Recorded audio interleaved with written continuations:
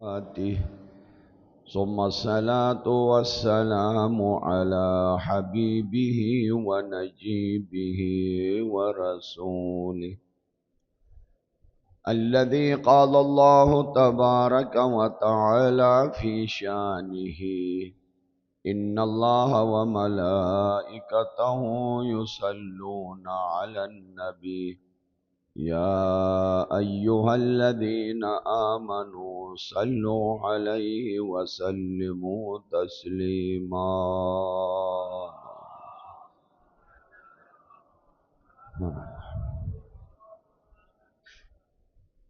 وعلى يترته الطيبين الطاهرين الذين ذهب الله عنهم الرجس وطهرهم تطهيرا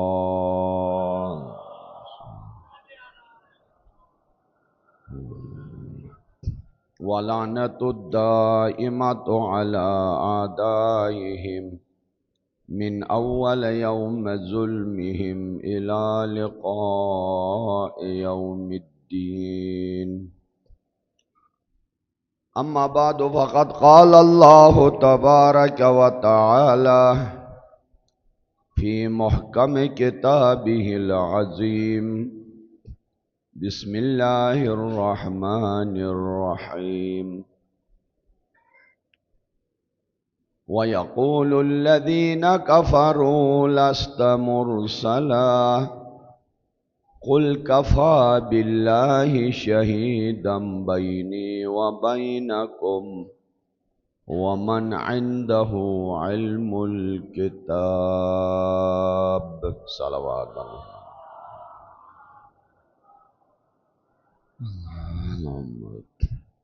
محفل مجلس سید الشہداء میں دعائیں قبول ہوتی ہیں جو دعا مجلس کے آغاز میں اور آخر میں مانگی جاتی ہیں ان پر آمین کہیے، اللہ سب کی دعا قبول کرے گا۔ پروردگار پوری دنیا کے انسانوں کو عاشق سید الشہداء بنا دے، پوری دنیا میں عزاداران سید الشہداء کی حفاظت فرما۔ پروردگار اس درسگاہ عظیم حسینی سے علوم قرآن و اہل بیت سیکھنے اور عمل کرنے کی توفیق عطا فرما۔ بانیان مجلس اور حاضرین مجلس سے اس عبادت کو قبول فرما۔ پروردگار تمام عزاداروں کو زیارت اربعین حسینی در کربلا نصیب فرما۔ پروردگار یوسف زہرا وارث کائنات فرزند حسین یوسف زہرا کے ظہور میں تعجیل فرما۔ صلوات بلند آواز سے پڑھ لیں۔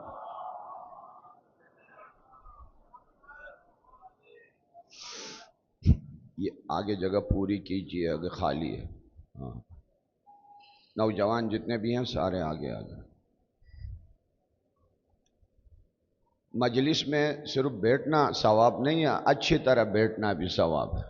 نظم و ضبط بہت اچھی چیز ہوتی ہے، جزاکم اللہ خیرہ، اور اچھی طرح بٹھائیں۔ اللہ تعالیٰ نے اس کائنات میں جس انسان کو عالم ملکوت کے سامنے بنا کے پیش کیا ہے، ہر شے انسان کے لیے بنایا ہے۔ انسان کو دنیا کے لیے نہیں پیدا کیا ہے، دنیا و ما فیہا انسان کے لیے پیدا کیا ہے۔ آسمان و زمین انسان کے لیے، چرند و پرند انسان کے لیے، سمندر خشکی انسان کے لیے، انبیاء مرسلین انسان کے لیے، دین و آئین و شریعت انسان کے لیے، جنت و جہنم بھی انسان کے لیے، ہر شے انسان کے لیے، لیکن انسان کو بنایا اپنے لیے، اپنے لیے بنایا۔ یہ انسان جب دنیا میں آیا، اس نے دو سفر کیا، انسان نے دو سفر، ایک سفر بلندی کی طرف، اوپر کی طرف، ایک سفر نیچے کی طرف۔ اوپر جو گیا تو جبرائیل سے بھی نیچے اوپر گیا، نیچے جب گیا تو کتے سے بھی نیچے گیا۔ ہاں؟ الرحمن علم القرآن خلق الانسان علمہ البیان، اللہ کا بلا واسطہ ڈائریکٹ شاگرد انسان۔ لقد کرمنا بنی آدم، آدم کو ہم نے کرامت بخشی ہے، وہ بھی انسان۔ فسجد الملائکۃ کلہم، مسجود ملک انسان۔ فرمایا کہ دنا فتدلی فکان قاب قوسین، جہاں جبرائیل بھی نہ جا سکے اس منزل کا پرواز کرنے والا انسان۔ عسیٰ ان یبعثک ربک مقام محمودا، مقام محمود کا مالک انسان۔ اسی طرح لائن لگی ہے بلندی کی طرف کہ خود انسان بھی نہیں سمجھ سکے کہ کہاں جا رہا ہے۔ ایک سفر انسان کا نیچے کی طرف، پستی کی طرف۔ مثلہم کمثل الکلب، ان کی مثال کس کی طرح؟ کتے کی طرح۔ مثلہم کمثل الحمار، ان کی مثال گدھے کی طرح۔ یا لیتنی کنت ترابا، اے کاش میں خاک بن جاتا۔ انہم کالانعام بل ہم اضل سبیلا، یہ حیوان اس سے بھی گئے گزرے۔ ظلومن جہولا، ظالم ترین مخلوق انسان، جاہل ترین مخلوق انسان۔ منوعہ، جزوعہ، بخیل، کنجوس، بے صبر۔ دو سفر ہو گئے، ایک پستی کی طرف، ایک بلندی کی طرف، تقسیم ہو گئے انسان۔ بیچ میں اللہ نے اعلان کیا انی جاعل فی الارض خلیفہ۔ میں بہت توجہ چاہوں گا آج کی گفتگو پر، میں روئے زمین پہ خلیفہ بھیجنا چاہتا ہوں۔ یہاں آپ کا حق ہے، پوچھ لیں اللہ سے، پروردگار یہاں تو دو گروہ ہے، کس گروہ میں اپنا خلیفہ بھیجو گے؟ جو جبرائیل سے بھی اوپر ہے اس گروہ میں، یا گدھے سے بھی گیا گزرا ہے اس گروہ میں؟ یہی سوال اور اس کا جواب ایٹمی ڈیفرنس بتا رہا ہے مکتب اہل بیت میں اور دیگر مکاتب میں۔ تو جو فرمانے مکتب اہل بیت، ان کے پیروکار اور دوسرے مسلمان دوست احباب میں یہی ایٹمی فرق ہے، جوہری بنیادی فرق ہے کہ اہل بیت کے مکتب نے کہا کہ پروردگار اگر خلیفہ بھیجنا ہے تو اس گروہ میں بھیجو جو فرشتوں سے بھی اوپر ہو۔ مسلمانوں نے کہا نہیں، کوئی لازم نہیں ہے، کوئی بھی ہو سکتا ہے، اور بنا کے دکھایا کتے سے بھی گئے گزرے اور گدھے سے بھی گئے گزرے۔ کہا نہیں، کوئی بھی ہو خلیفہ ہونا چاہیے۔ گاڑی گاڑی ہے، ہونڈا گاڑی ہو یا گدھا گاڑی ہو، آپ نے بہت سنا ہے، آپ کی کسی وزیر نے بھی کہا، مسلمانوں نے بھی کہا خلیفہ خلیفہ ہے، کوئی بھی ہو فرق نہیں پڑتا ہے۔ آپ نے کہا نہیں، نو پاسبل، ممکن نہیں ہے۔ کیوں؟ اس لیے کہ بیچنے والا اور آنے والے میں مشابہت ضروری ہے، صفات میں مشابہت ضروری ہے، ذات میں نہیں، ممکن نہیں ہے۔ ٹھیک ہے، بیچنے والا علیم، آنے والا علم الہی کا مظہر، بیچنے والا حکیم، آنے والا حکمت الہی کا مظہر، بیچنے والا ہادی، آنے والا ہدایت الہی کا مظہر، بیچنے والا قادر، آنے والا قدرت الہی کا مظہر۔ اس طرح آیا کہ اگر ایک فرد کے اندر اکٹھا کرے تو خدا کا ہاتھ، خدا کی زبان ہے چشم خدا، جبھی تو کھول دیا اپنا گھر علی کے لیے۔ مظہر علم الہی، مظہر جمال الہی، مظہر کمال الہی، مظہر صفات الہی بن کے پیغمبر اسلام کا یہ شاگرد اور ان کی اولاد آئی۔ مسلمانوں نے کہا نہیں، کوئی بھی ہونا چاہیے، خلیفہ ہونا چاہیے، کیا فرق پڑتا ہے؟ یہ ممکن نہیں ہے، ناممکنات کو ممکن بنانے کی کوشش کی۔ یہاں مشکل علمی گفتگو آتی ہے، میں ایوائڈ کر رہا ہوں اس سے، چونکہ زیادہ وقت چاہیے ہوتا ہے۔ سوال یہ ہے کہ آیا دنیا میں یہ دو گروہ کبھی آمنے سامنے ہوئے ہیں؟ وہ اللہ کا نمائندہ جو فرشتوں سے اوپر ہو، اور وہ انسان جو گدھے اور کتے سے گیا گزرا ہو، کبھی ایسا ہوا ہے آمنے سامنے ہو؟ کہاں؟ کربلا۔ اس جگہ کا نام کربلا ہے اور اس دن کا نام عاشورہ ہے۔ کون تھے آمنے سامنے ہوئے؟ ان کی صفات کیا ہے؟ ڈیفرنس اور فرق کتنا ہے؟ تو جب مطلب بلندی پہ ہو تو نچوڑ شعر میں کہ یزید نام ہے انسانیت کی پستی کا، یزید نام ہے انسانیت کی پستی کا، حسین نام ہے معراج آدمیت کا، حسین نام ہے معراج آدمیت کا۔ یہ دو چہرے آمنے سامنے ہوئے۔ دنیا والے آپ کو جو بھی کہیں، گدھے سے گئے گزرے لوگوں کو اپنا خلیفہ بنا کے، ان کی بیعت کر کے کربلا کا میدان برپا کرنے والے انہی پہ فخر بھی کر رہے ہیں، اور کہتے ہیں کہ شیعوں نے خط لکھا تھا امام حسین کو کہ آؤ۔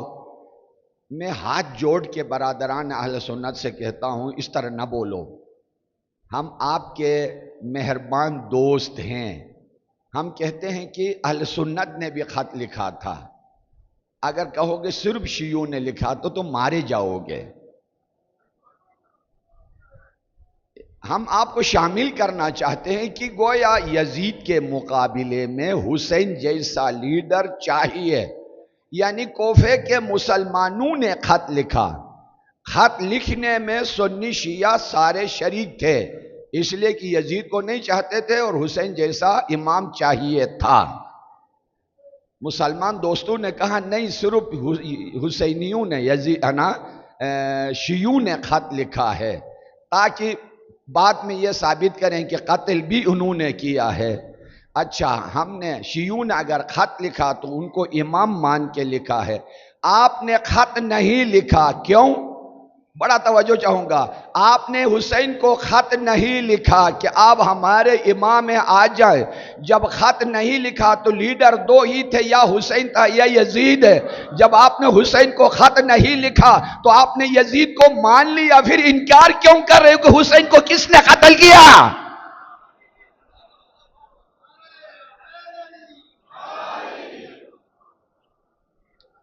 سادہ سی منطق ہے، دو ہی تو تھے، زیادہ تو نہیں تھے۔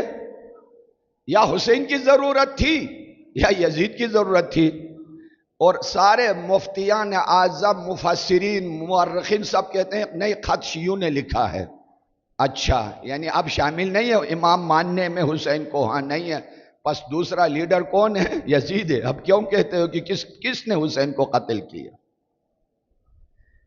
شیعہ حسین کا قاتل نہیں ہو سکتا۔ وجہ کیا ہے؟ دو صفات، شیعہ علی، قاتل حسین، یہ دونوں جمع نہیں ہو سکتے۔ کیوں؟ شیعہ علی حرام زادہ نہیں ہو سکتا ہے، علی حسین کا قاتل حلال زادہ نہیں ہو سکتا ہے۔ تو ایک آدمی حرام زادہ بھی ہو اور حلال زادہ بھی ہو، دونوں اکٹھے نہیں ہو سکتے۔ اور دوسری بات، شیعہ وہ ہوتا ہے جو اپنے امام کو من اللہ، معصوم، واجب اطاعت واجب، شریک قرآن، اس کی طرف ٹیڑھی آنکھ بھی اٹھا کے نہ دیکھے، یہ ہوتا ہے شیعہ۔ جو امام کو قتل کرے وہ انسانیت سے بھی نکل جاتا ہے، اسلام سے بھی نکل جاتا ہے، پھر تشیع سے نکلتا ہے، اس کا کسی کھاتے سے کوئی تعلق ہی نہیں ہوتا، تو آپ کیسے کہہ سکتے ہیں کہ شیعوں نے امام کو مارا؟ شیعہ اور امام کو مارنا دونوں اکٹھے نہیں ہوتے ہیں۔ شیعہ وہ ہوتا ہے جو جان بھی امام پہ قربان کرے، اولاد بھی امام پہ قربان کرے، پتھر بھی کھائے، جیل بھی جائے، اور تیر و باران کے بارش میں بھی لبیک یا حسین کہتے ہوئے جلوس گزارے، یہ شیعہ ہوتا ہے۔ تو یہ میراث اللہ نے آپ کو دیا ہے، ایسی ہستیوں نے آپ کو علم و حکمت کا میراث عطا کیا ہے، میراث آل محمد اور علم لدنی ہمارا جو موضوع ہے۔ کل جو حدیث آپ کی خدمت میں عرض کیا کہ جو طلب علم کے لیے نکلتا ہے اللہ اس کو طلب جنت کا عاشق بنا دیتا ہے، فرشتے پر بچھاتے ہیں، کائنات کی ہر شے اس کے لیے مغفرت کی دعا کر لیتی ہے۔ اور آگے بڑھ کے فرمایا ایک اور حدیث کے اندر، لو یعلم الناس، امام زین العابدین علیہ السلام کی حدیث ہے، لو یعلم الناس ما فی طلب العلم لطلبوه ولو فی بسبک المحج وخوض اللجج۔ اگر علم کی قدر و قیمت لوگوں کو پتہ چلتا، پسینہ نہیں خون دے کر علم کے پیچھے جاتے، اور خشکی پہ نہیں سمندروں کا سفر کر کے علم کے پیچھے جاتے۔ اب کدھر ہے اتنا بڑا، کل بھی میں نے عرض کیا، اتنا بڑا درسگاہ آپ کے شہر میں ہے، اگر نان لوکل اسٹوڈنٹ کو ہٹا دیا جائے تو آپ کے شہر کے لوکل کتنے رہیں گے؟ گنے چنے۔ یہ حدیث دیکھیں، لو علموا، اگر لوگوں کو پتہ چلے کہ علم کیا ہے، علم کی عظمت کیا ہے، اس کی برکت کیا ہے دنیا میں آخرت میں، لطلبوہ بسبک المحج، خون جگر دے کر علم کو ڈھونڈ لیں گے، وخوض اللجج، سمندر کی گہرائیوں کو کراس کر کے جائیں گے علم کے طلب اور تلاش کے پیچھے، اس لیے کہ یہ امیر المؤمنین کی میراث۔ توجہ فرمائی، سب سے پہلے پیغمبر اسلام کو جو تحفہ ملا ہے وہ کیا ہے؟ اقرا بسم ربک الذی خلق۔ ہاں سیکھ لو، پڑھو، سیکھ لو نہیں پڑھو، اپنے اس رب سے جو خالق ہے، خالقیت کے ساتھ یہاں ذکر آیا، اقرا بسم ربک الذی خلق، خلق الانسان، اقرا وربک الاکرم، اقرا خلق الانسان من علق، اقرا وربک الاکرم الذی علم بالقلم علم الانسان ما لم یعلم۔ سورہ علق کے ان 5 ابتدائی آیتوں نے قیامت برپا کر دیا۔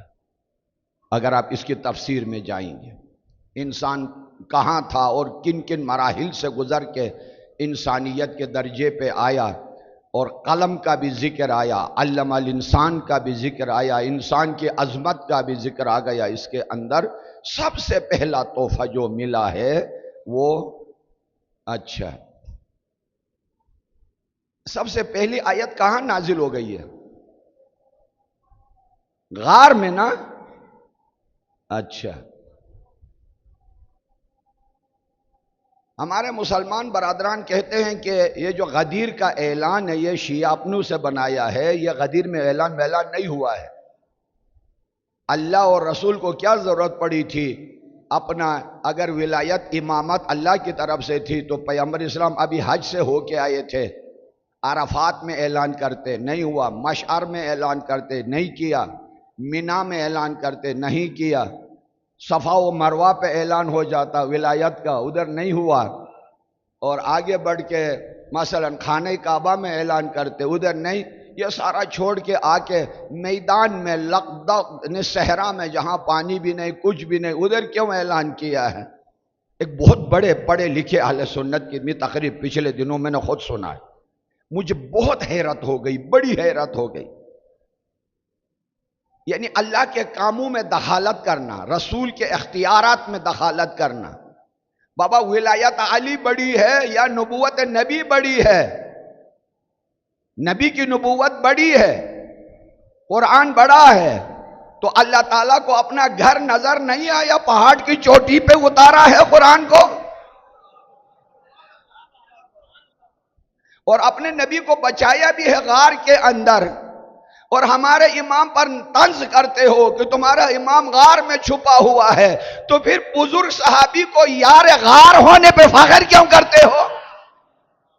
اگر غار اتنا برا ہوتا ہے کہ تمہارا امام اپنا قرآن لے کے غار میں چھپا ہوا ہے، اچھا اگر غار اچھا نہیں ہے تو بس یار غار، ہمارا 100,000 احترام ہے اصحاب کرام کے لیے، اور بزرگ صحابی حضرت ابوبکر صدیق، اور یار غار جب کہتے ہو تو اس میں غار کی بھی تعریف ہے، یار کی بھی تعریف ہے، صاحب کی بھی تعریف ہے، صحیح ہے؟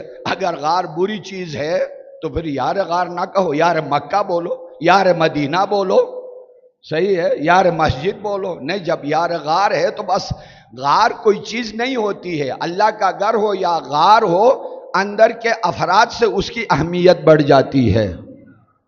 توجہ ہے، اللہ کی مرضی ہے، ولایت جہاں اتارے، اطاعت نبوت جہاں اتارے، قرآن کو جہاں چاہے اتار سکتا ہے اللہ تعالیٰ۔ لہٰذا درخواست ہے بزرگ علماء کرام اہل سنت سے، سوچ سمجھ کے بات کریں کہ یعنی کہیں یہ بات ان کے مخالفت میں نہ جائے۔ ہم ایک کشتی کے سوار ہیں اس ملک کے اندر، اور ہمارا کلمہ ایک ہے، قبلہ ایک ہے، قرآن ایک ہے، دین ایک ہے، نبی ایک ہے، لہٰذا ایسی باتیں کریں جس سے ملک میں انتشار نہ ہو، محبتیں بڑھیں اور ترقی ہو، اتحاد ہو وغیرہ۔ صلوات بلند آواز سے پڑھ لیجیے۔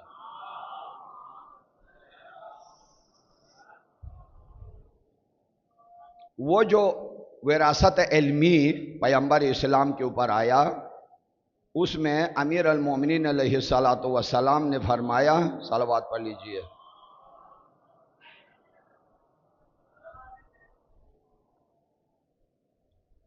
ایک عجیب حدیث جو کتاب لے کے آیا ہوں، سنانا چاہتا ہوں۔ اچھا، مجھے کہا گیا ہے کہ مائک کے قریب ہو کے بات کروں۔ میں نے پوچھا کیوں؟ وہ جو پیچھے لوگ بیٹھے ہیں یا پردے میں خواتین ہیں، ان کے لیے مشکل پڑتی۔ میں نے کہا قریب سے بولوں تو آگے والے مارے جاتے ہیں بیچارے، ان کے کان پھٹ جاتے ہیں۔ یہ بیلنس نہیں ہے، یہ کمپیوٹرائز ہوتا ہے آج کل جو ساؤنڈ سسٹم ہے نا، کہ دور اور قریب میں فرق نہیں ہوتا ہے۔ ہاں، اس کی وہ فریکوینسی بالکل سیٹ کریں، میرے اوپر پریشر نہ ڈالیں، اپنا کام ہے نا، یہ سسٹم سیٹ کرنا چاہیے۔ صلوات پڑھ لیجیے بلند آواز۔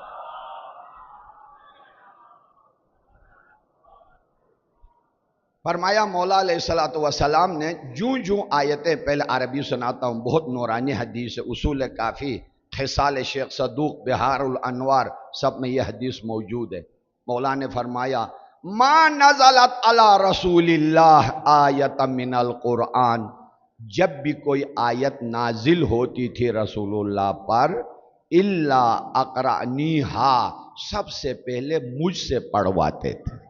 مولا فرماتے، ایک ایک لفظ پہ غور کیجئے گا، سب سے پہلے مجھ سے پڑھواتے تھے، اقرأنیہا وَأَمْلَأَهَا عَلَيَّ، اور مجھ سے لکھوا لیتے تھے۔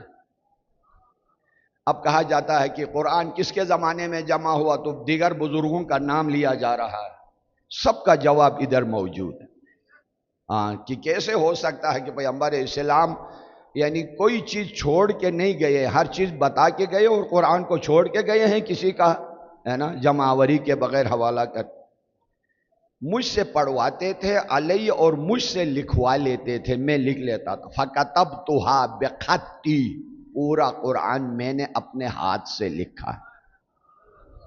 کون فرماتے ہیں؟ مولا کائنات، پورا قرآن میں نے اپنے ہاتھ سے لکھا۔ وَعَلَّمَنِي، اچھا علماء کرام طلاب عزیز بھی تشریف فرما ہے، اگر ایک کے لیے بات کرنی ہو تو علمنی، اگر ہم سب کو سکھایا جمع کے لیے ہو تو علمنا۔ یہاں علمنا نہیں ہے کہ ہم سب کو سکھایا، کہا علمنی، صرف مجھے سکھایا۔ کیا سکھایا؟ صرف مجھے علمنی تاویلہا و تفسیرہا ایک، ناسخہا و منسوخہا دو، محکمہا و متشابہہا تین، خاصہا و عامہا چار۔ یہ ساری چیزیں، یہ پر عشرے کا ٹاپک ہے جو میں نے اصطلاحات کا نام لیا، قرآنی اصطلاحات کا۔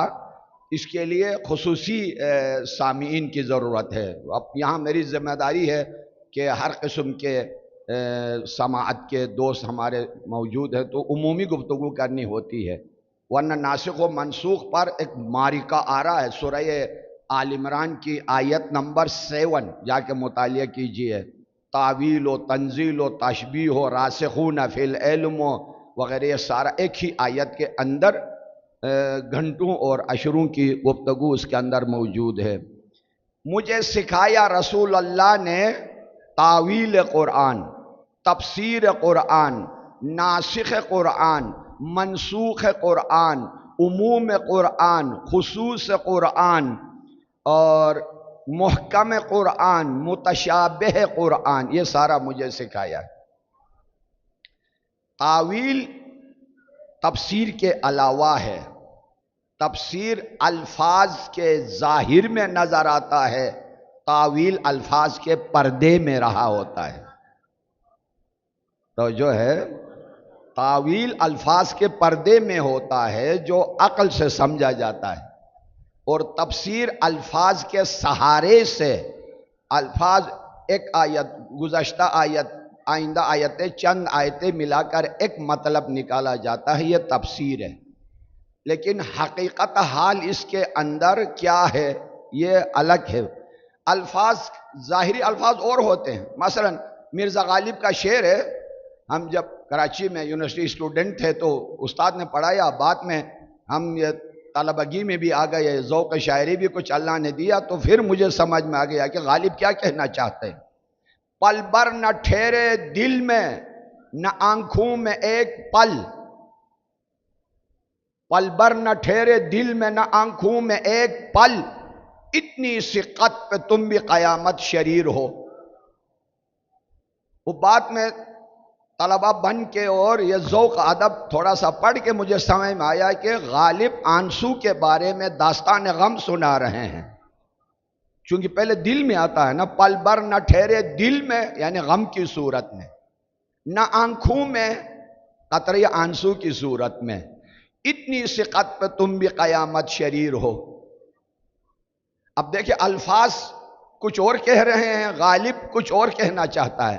جس کو آپ پیپر دے کے آئے ہیں کہ مرکزی خیال، شاعر کا مرکزی خیال کیا ہے،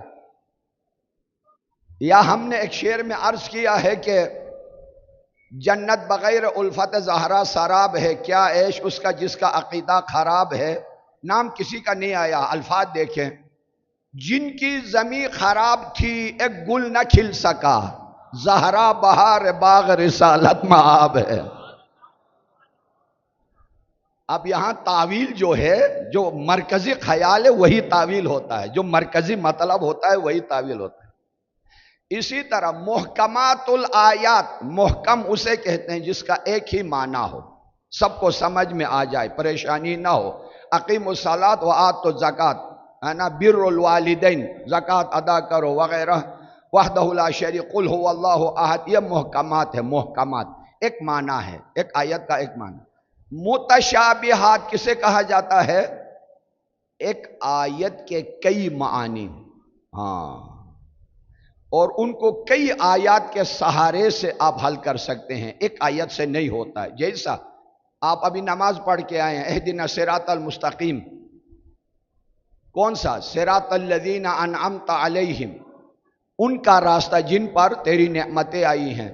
اب کسی کا ذکر نہیں ہے، متشابہ ہو گیا، ٹھیک۔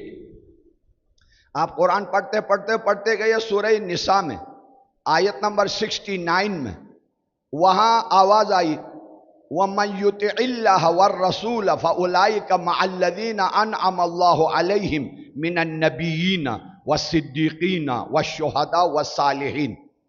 یہاں سورہ فاتحہ میں کہا نعمت والوں کا راستہ، متشابہ ہے یہ، واضح نہیں ہے یہ کون ہے؟ صحیح. سورہ نساء میں آواز دی نعمت والے من النبیین صدیقین شہداء صالحین.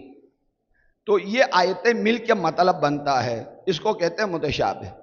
حتیٰ خود معصومین کے کلام میں بھی متشابہات موجود، خود ان کی سیرت بھی متشابہات میں سے ہے.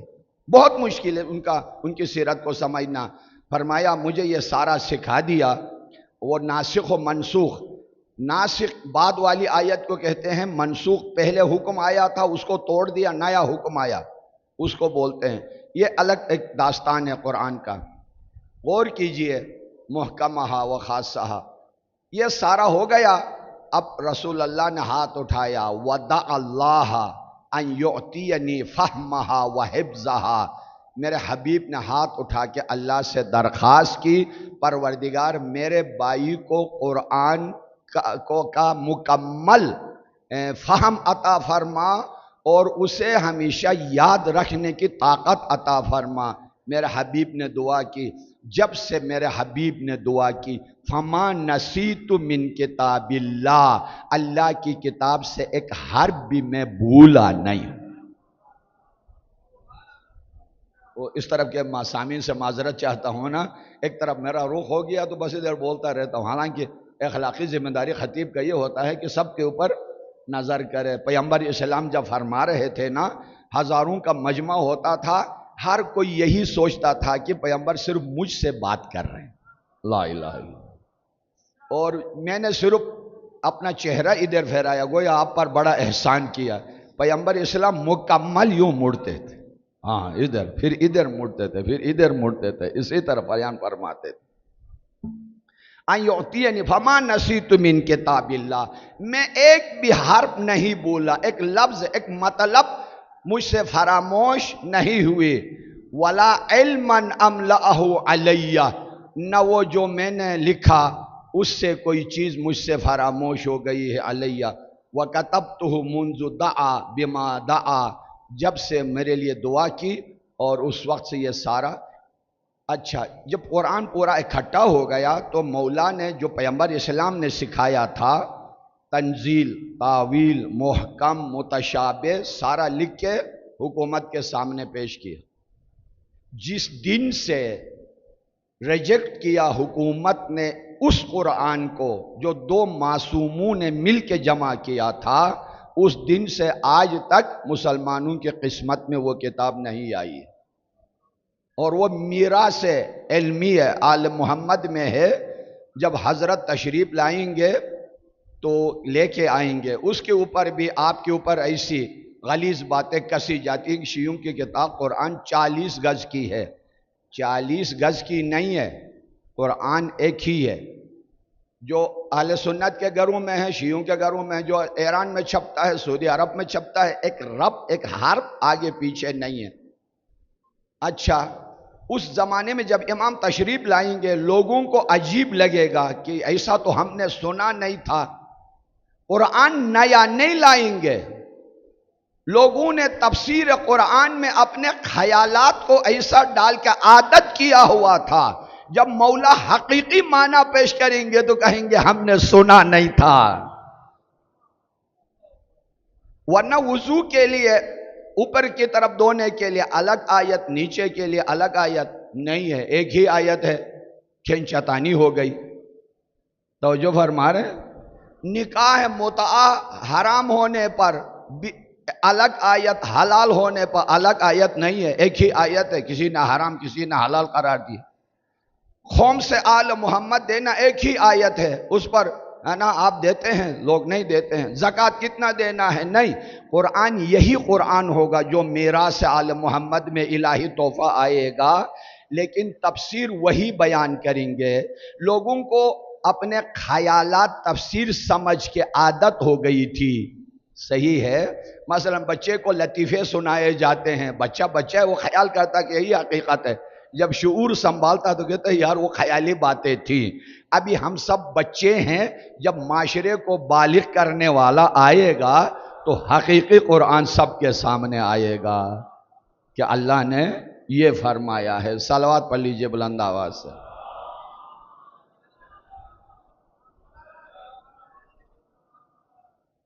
اس معاشرے کو بلندی کی طرف لے جانے کے لیے اللہ تعالیٰ نے اپنے حبیب کو بھیجا.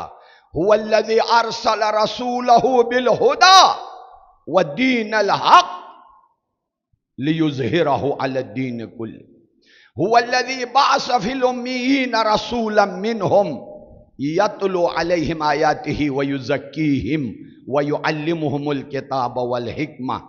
اصل میں یہ جو سورہ جمعہ کی پہلی آیت ہے یہ حضرت ابراہیم کی دعا ہے.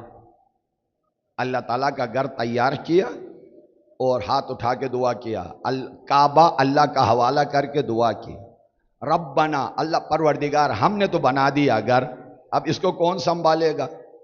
وَبْعَثْ فِيهِمْ، بھیج دے ان میں، رسولاً، ہے نا، منہم، انہی میں سے، یتلو علیہم آیاتک ویزکیہم ویعلمہم الکتاب والحکمہ، کہ تیری آیتیں ایک ایک کر کے ان پر تلاوت کرے. اللہ کی آنا جب ابراہیم خلیل کی دعا قبول ہو گئی 2500 سال بعد. دعائیں قبول ہونے میں جلدی نہیں کرنا، اتنا مدت بھی لگ سکتا ہے. 2500 سال بعد دعا قبول ہو گئی، اللہ نے نبی کو بھیجا. اور الفاظ پہ غور کریں، هو الذی بعث، وہ خدا جس نے ایسے نبی کو بھیجا. یہاں بریکٹ میں علامہ ناقان صاحب ایک جملہ فرماتے ہیں، اور آپ ان کے ذوق ادب سے اور ان کے علمی مرتبے سے واقف ہیں، اس ثواب میں وہ بھی شریک ہو جائیں. بطور امانت ان کا نام لے رہا ہوں. یہاں اللہ پیغمبر کی تعریف نہیں کر رہے ہیں، پیغمبر کے حوالے سے اپنی تعریف کر رہے ہیں، اس لیے کہ وہ خدا جس نے ایسی ہستی کو بھیجا ہے روئے زمین پر کہ ایک شاگرد کسی کا بھی نہیں ہے، استاد پوری کائنات کا ہے. ایسی ہستی بھیجنے پر ایسا خدا قدرت رکھتا ہے، یہ بتانا چاہتا ہے. خدا کی قدرت اتنی ہے کہ اس ہستی کو بھیج سکتا ہے. هو الذی بعث، بھیج دیا، فی الامیین، رسولاً، انہی میں سے. کیا کام کرتا ہے؟ یتلو علیہم، ان پر تلاوت کرتا ہے. یہ نہیں کہا کہ یقرأ علیہم، قراءت کرتا ہے، نہیں، یتلو علیہم. آیات کو تلاوت، پہلے تلاوت کا نام آیا ہے، تعلیم اور تزکیہ بعد میں آیا ہے. وہ کیوں؟ آپ نے اپنے بیٹے کو بھیجنا ہے کہ جاؤ بیٹا آج CSS کا امتحان ہے، امتحان بھی دو، واپس آ کے مثلا بازار میں مارکیٹ بھی کھولو، بینک سے پیسے بھی نکلواؤ، مہمان آ رہے ہیں، کھانا بھی تیار کرنا ہے، اور یہ سارا. آپ سچ بتائیں، جب بیٹا سو رہا ہو اور آپ بیڈ کے پہلوں میں بیٹھ کے بتائیں گے یا بیٹے کو جگا کے بتائیں؟ پہلے بیٹے کو نیند سے جگائیں گے، اس سے کہیں گے جاؤ فریش ہو کے آ جاؤ، فریش ہو کے تار و تازہ ہونے کے بعد کہیں گے کہ بیٹا آج آپ نے یہ کام کرنا ہے. اس ہستی کو بھیجا ہے اللہ نے سوئے ہوئے معاشرے میں، خوابیدہ معاشرے میں، غفلت کے خواب والے معاشرے میں، جہالت کی تاریکی میں ڈوبا ہوا معاشرے میں بھیجا ہے. یتلو، تلاوت کی گنگناہٹ سے خوابیدہ ملت کو پہلے بیدار کر کے یعلم الناس، یعلم الکتاب، ہے نا، کتاب کی تعلیم انہیں دے رہے ہیں. اچھا، یہاں یتلو کیوں آیا ہے؟ یتلو، تلا یتلو، تلا یتلو کہتے ہیں ایک آدمی آگے جا رہا ہے، ایک اس کے پیچھے پیچھے آ رہا ہے، اس کو تلا یتلو بولتے ہیں. مثلا پیش نماز آگے ہے اور مؤذن پیچھے ہے، پیچھے والے کو تالی بولتے ہیں، آگے والے کو مطلو. مشکل گفتگو ہے عزیزان، توجہ. جو پیچھے آ رہا ہے اس کو تالی بولتے ہیں، آگے جانے والے کو مطلو بولتے ہیں. ٹھیک ہے؟ مثلا بسم اللہ الرحمن الرحیم، والشمس وضحاها والقمر اذا تلاها. قسم ہے سورج کی اور اس کی روشنی کی، اور چاند جب سورج کے پیچھے پیچھے آئے. تلا، یہاں تلا ماضی ہے، پاسٹ کا صیغہ ہے. یتلو فیوچر کا صیغہ ہے، کنٹینیو کا معنی دیتا ہے. تلا پاسٹ کا، گزر کا معنی دیتا ہے. یتلو علیہم آیاتہ، جب طلا کے معنی ایک شے کے پیچھے دوسرے شے کا آنا ہے تو آیت میں طلا کیوں آیا ہے؟ کیا چیز کس کے پیچھے آتا ہے؟ بہت اہم پیغام ہے نوجوان دوستوں کے لیے جو قرآن پڑھتے ہیں. کیا چیز؟ صرف الفاظ پڑھ کے جاؤ گے جلدی جلدی میں، جیسے ماہ رمضان میں پڑھتے ہو یا کسی کے فوتگی میں قبرستان پہ ہے نا بریانی تیار ہونے تک پڑھتے ہو، یہ قراءت ہے. یہاں تلاوت ہے. تلاوت اللہ نے تعریف کی ہے، حق تلاوت ہی. یتلو کے معنی یہ ہے کہ الفاظ کے ساحل سے گزرنے کے ساتھ ساتھ اس کے پیچھے دامن فکر کو سمندر میں اس کو تر کرتے ہوئے آگے جانا، یہ یتلو ہے. آگے زبان سے الفاظ جاری ہوں اور دماغ کی کشتی علم قرآن کے سمندر سے موتی بھی ساتھ سمیٹ کے آگے جا رہا ہو، یہ یتلو ہے. وَيَتْلُو عَلَيْهِمْ آیَاتِهِ وَيُزَكِّيهِمْ، انہیں پاک کر دے. تزکیہ کہتے ہیں جانور کو ذبح کرتے ہو نا، خون نکلتا ہے تو وہ پاک ہو جاتا ہے، حلال ہو جاتا ہے. اندر کا خون پاک ہوتا ہے، باہر والا اگر دھویا جائے اس کو بولتے ہیں تزکیہ. مرغی ذبح ہے نا، خون نکل گیا، حلال ہو گیا، اس کو عربی میں تزکیہ بولتے ہیں. قربانی آپ نے ذبح کیا، بکری بکرا وغیرہ، اس کو بولتے ہیں تزکیہ. کیا بولتے ہیں؟ تزکیہ. یہاں اللہ تعالیٰ نے کہا انسانوں کے تزکیے کے لیے آیا ہے. تو ہم تو جانور نہیں ہے کہ ذبح کر کے ہمیں تزکیہ کریں. یہاں بہت بحث چاہیے، بہت گفتگو چاہیے، ادھر ادھر کی باتیں بہت زیادہ چاہیے. اب باتیں زیادہ دامن وقت میں گنجائش نہیں. ابھی ہمارے پاس 3-4 دن رہ گئے ہیں، اسی لیے میں سرسری آگے گزر رہا ہوں آپ کے اذہان عالیہ پر اعتماد کرتے ہوئے. توجہ. تزکیے کے معنی ہے حرام کو حلال کر دینا. تو جب پیغمبر اسلام انسانوں کے تزکیے کے لیے آئے ہیں تو کیا مطلب؟ کہا انسان کے دماغ میں شرک کی باتیں بھی ہیں، کفر کی باتیں بھی ہیں، ضلالت کی باتیں بھی ہیں، ان کو فلٹر کر کے ایمان اندر ڈالنا، یہ تزکیہ ہے. انسان کی کمائی میں حرام بھی ہے، حلال بھی ہے، حرام سے الگ کر کے حلال کمائی کھلانا انسان کے تزکیے کی بات ہے. انسان کے خیالات میں شبہات بھی ہے، توہمات بھی ہے، وسوسے بھی ہیں، سب کو دور کر کے یقین کی منزل پہ لے آنا، یہ تزکیہ ہے. انسان کو پاک کرنا، شرک کی تاریکی سے نور ہدایت کی طرف لے کے آنا تزکیہ ہے. جہنم کے کنارے سے راہی جنت بنانا تزکیہ ہے.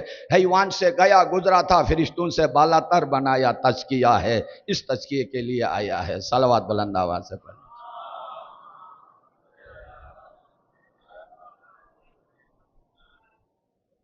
یہ تزکیہ.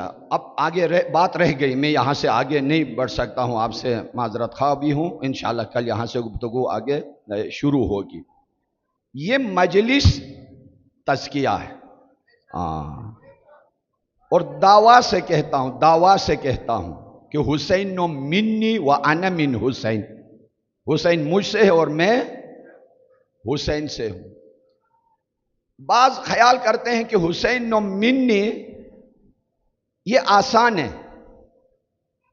وَأَنَا مِنْ حسین یہ مشکل ہے.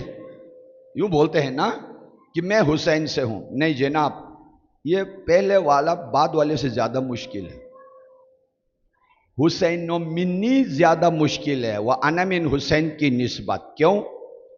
پیغمبر اسلام ایسی ہستی نہیں تھی کہ بغیر ضرورت کے اپنا حسب نسب منبر پہ بیان کرتے، خطبے میں بیان کرتے، مسجد میں تعارف کراتے، یہ میرا حسین ہے. اچھا، میں اپنا بیٹے کو لا کے دکھاؤں کہ یہ میرا بیٹا ہے، پہلے دن تو صبر کرو گے، دوسرے دن دوبارہ لا کے کہوں یہ میرا بیٹا ہے، شک کرو گے، آگے کو کچھ ہو گیا ہے اوپر.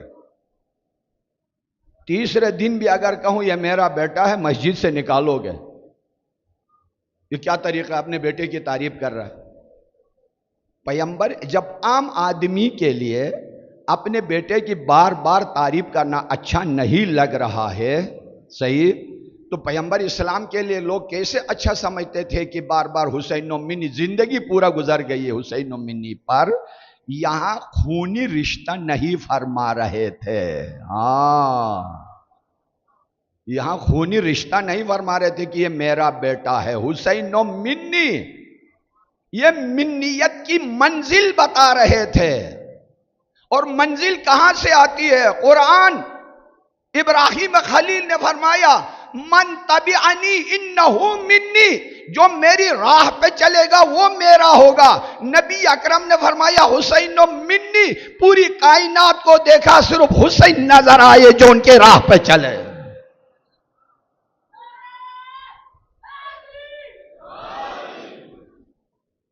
یہ منی ہے. ہاں، یہ منیت مراد ہے. ابراہیم خلیل کی آواز کو ملائے ادھر حدیث کے ساتھ. من تبعنی، جو میری اتباع کرے، انہو منی، وہ میرا ہے. جو نہیں کرے وہ میرا نہیں ہے. فرمایا حسین منی.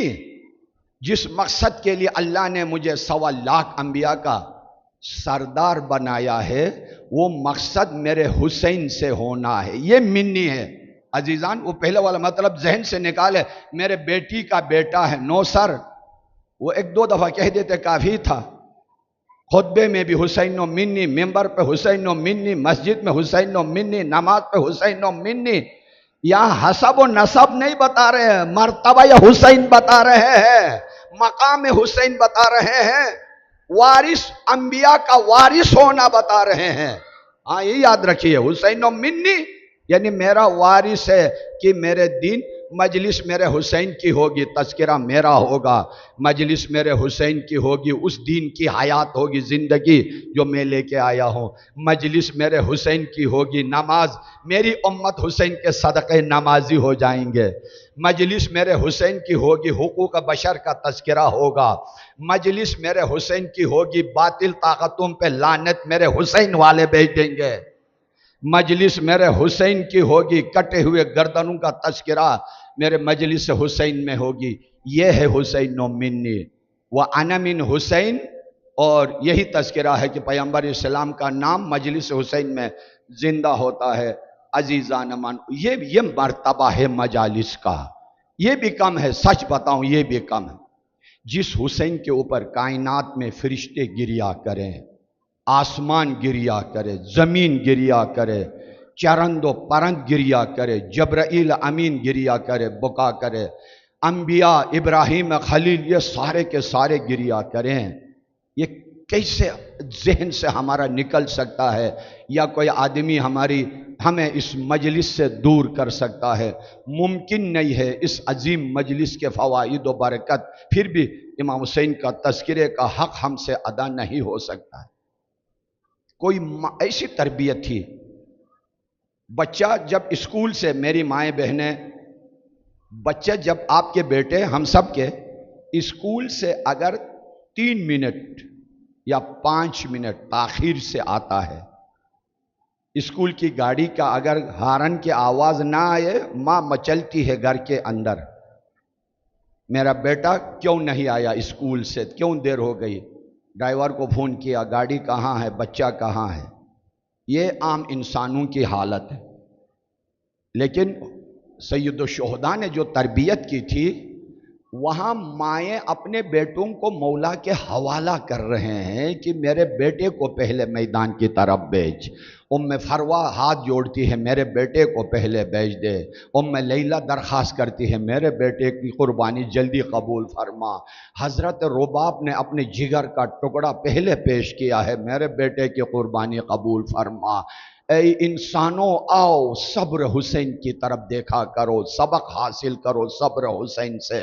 آج اس ہستی کی، اس شہید کا تذکرہ کرنا چاہتا ہوں جو کربلا میں صرف شہید نہیں ہے، ایک یتیم شہید ہے، جس کے سر سے باپ کا سایہ پہلے اٹھا، جس کے بابا کے جنازے پر مدینے میں تیروں کی بارش ہوئی، جس کو شہید کرتے وقت یہ شہید 2 سال کے تھے. اس حال میں اس شہید کے گردن پر بابا نے وصیت نامہ لکھ دی کہ بیٹا جب بھی مولا حسین کو تیری ضرورت پڑ جائے میری طرف سے قربانی دینا ہے. میدان کربلا میں ہر ماں نے اپنی قربانیاں تیار کی، حضرت قاسم بار بار جا کے مولا سے اجازت مانگ رہے ہیں کہ مجھے پہلے اجازت مل جائے۔